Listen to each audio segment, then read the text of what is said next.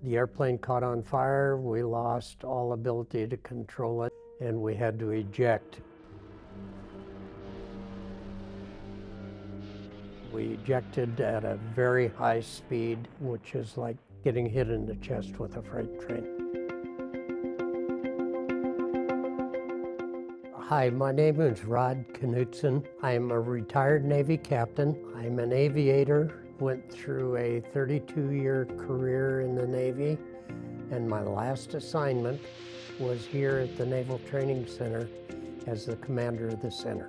One of the things that I noticed the moment that I came aboard the station was that the ambiance, beauty, the decorum, the buildings, everything had a very warm and welcoming look.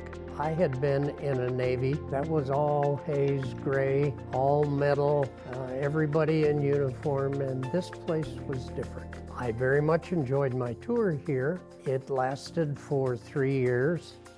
It was my twilight tour. I was retiring from the Navy, so it was my last job.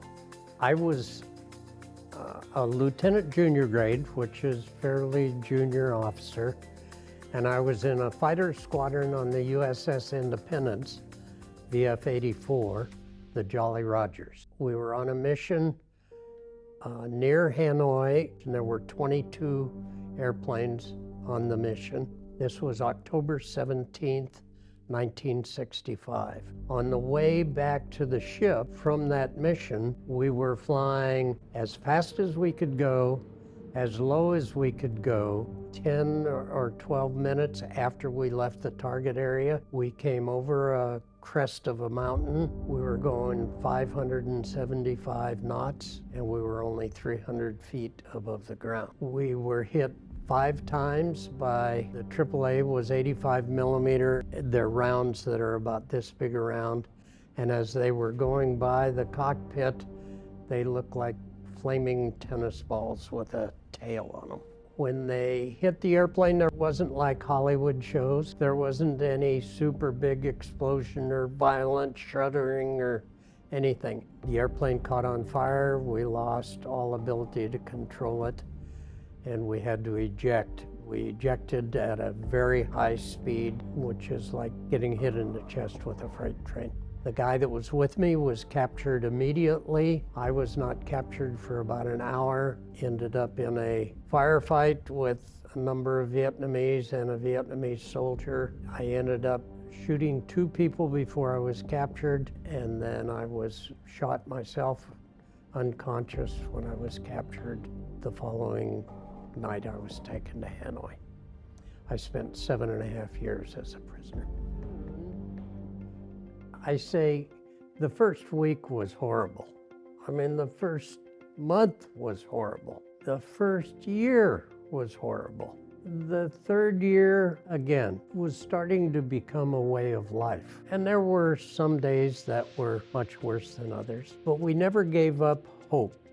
I lived with a number of different men over there, and never did we give up hope. We always felt that we would come home. We didn't lose faith in our government or our country. 1973, they had a conference in Paris, and at that Paris, it was decided they would surrender. There was a discussion about the release of POWs. I was in the first group that was released. I was in a little bitty bus, kind of like the old Volkswagen vans. We were marched double file up to a desk, and there was a Vietnamese on the left as I faced, and an American officer on the right. And I marched up in front of the American officer, and I saluted, and I said, "My name is Rodney Allen Knutson, Lieutenant Junior Grade, United States Navy, reporting my honorable return."